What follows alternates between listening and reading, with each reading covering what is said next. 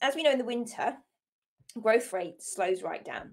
Your plants will need less from the soil. They won't demand so much of it, not so much nutrients, because their growth rates are going to slow so much. They're not going to be growing so much. We spoke the other day about what to feed your plants in the autumn months, autumn and winter months, and what the appropriate nutrients your plants will need. So go back and check that out. I'll link that so you can check that out. By weeding and mulching, covering the soil, you're ensuring it will be in good condition and will have a good source of nutrients, ready for your plants to pick up in the spring.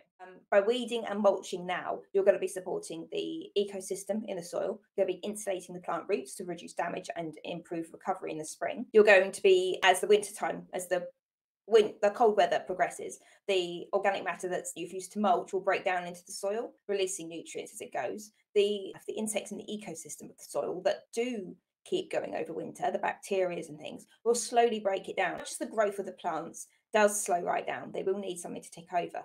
So this is a really good way of just keeping them going, keeping them on point as you go through the winter. So when they come into spring, they haven't taken a step back. They're right on the front foot, and they're going to keep on going. Then they're going to get the nutrients that they need as they need it, and they're not going to need to recover as much.